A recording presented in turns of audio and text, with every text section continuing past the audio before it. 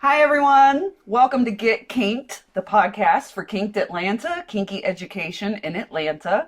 I'm your host, Madam Jess, and I'm here today with Roxy Razorblade to talk about her upcoming class.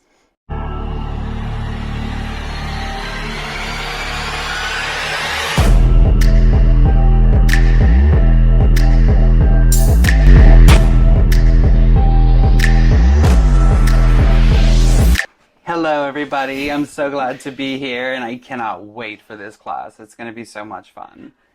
So Roxy is one of our newest dungeon sisters at Atlanta Dungeon, and we actually don't know each other super well yet. So this is a fun chance to get to know you a little bit. We're getting there. We're working on it. Yeah. So would you tell me a little bit about why you were interested in joining the sisterhood and joining Atlanta Dungeon? So I've been in the lifestyle for over a decade now, and I just loved it. That's where I found my camaraderie. It's where I found my tribe, and so I thought, how can I do this for a living? How can I be in the lifestyle for a living? And that's when I discovered pro-doming, and then, frankly, the Atlanta Dungeon, if you live in the Atlanta area and you want to work in the pro scene, the Atlanta Dungeon is the place to go. Whether you're a client or a prospective dom, that's where you want to start. You start at the top and work your way down, right?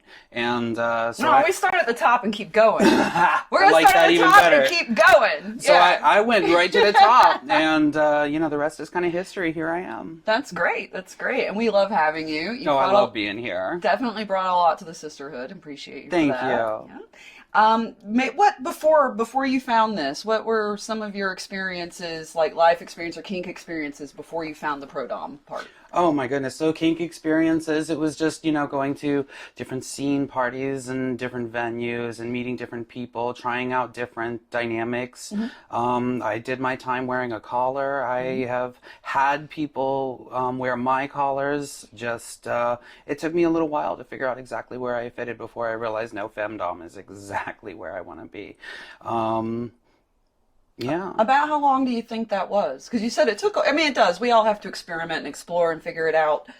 So you obviously have some lifestyle experience prior to coming into the pro dom part. About how long do you think? About how long you've been here? I spent 7 years as a 24/7 live-in collared submissive. Oh, wow. Okay. So I definitely have some training. Got I it. definitely know what's expected. I didn't know that. That's okay. Mm-hmm. Cool. So I did that for a long time, thinking that's what was it for me. I did a lot of soul searching until I realized that I needed to do a lot of healing for myself, and that's when I realized that the submissive role was not right for me once I got past that. Understood. Okay.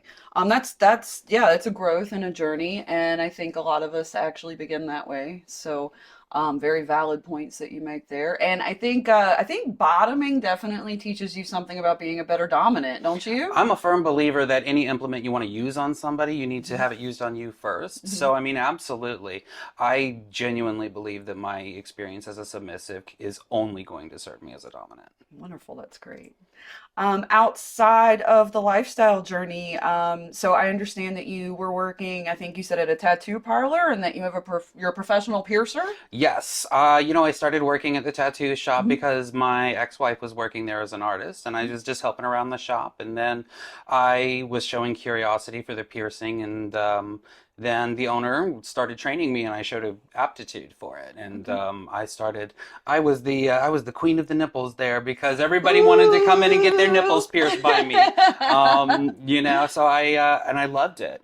It was a way to work with a person's body. It was a way to see a side of a certain person's vulnerability that they don't often show, because they have to sit there and bare their bodies for you, and they have to trust you to take care of them and not hurt them more than they're expecting, and I learned that a lot of people have a much softer side than what they show people, and I learned a lot, and I really developed a passion for that sort of body modification. Okay. So do you think then that vulnerability and the softness that you're talking about, that translates then into your play.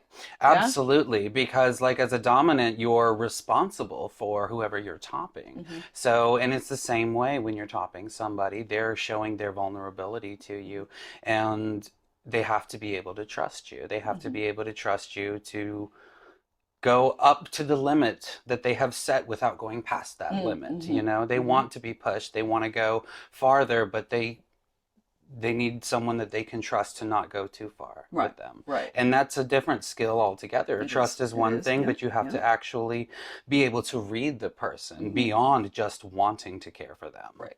Right. No, I agree. And that just takes time to build trust. Yeah. Absolutely. So, I guess bringing it back then a little bit into, like I said, putting the piercing experience together with your upcoming class.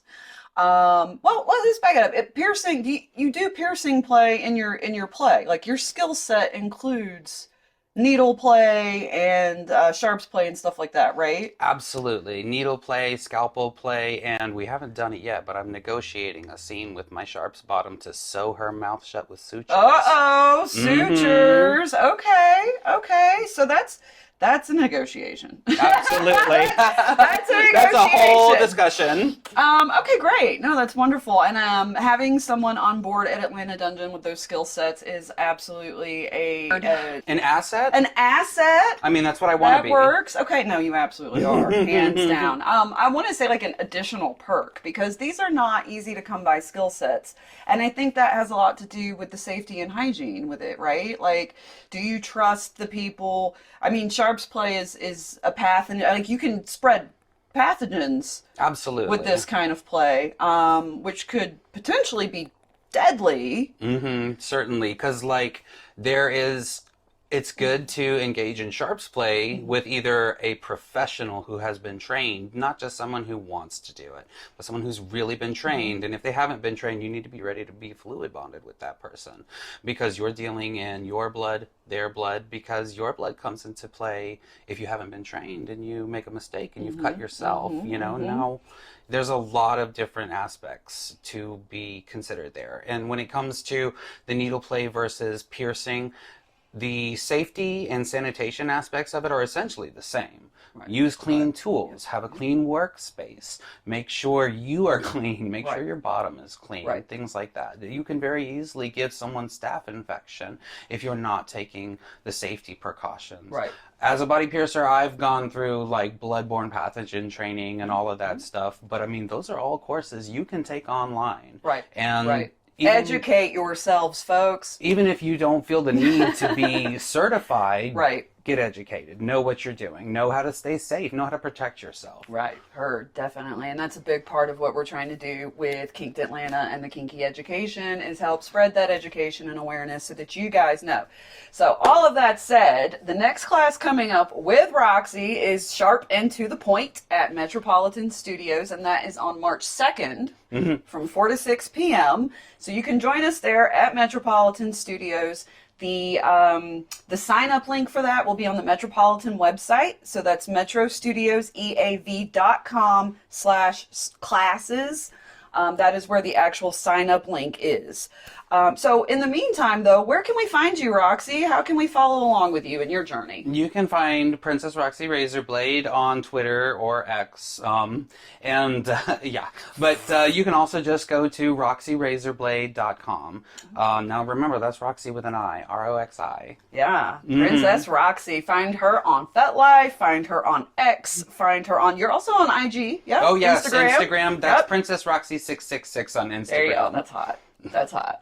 You're so evil. I You're am. so I am. All right, But and I'm sweet. You, But mean. you are. It's complicated. I like you. All right, and I am, again, your host, Madam Jess. You can find me at my Madam Jess on all the socials. Follow us also if you like this podcast. Make sure you like, make sure you subscribe, and follow the podcast along at Kinked Atlanta, at Kinked Atlanta on Instagram and FetLife.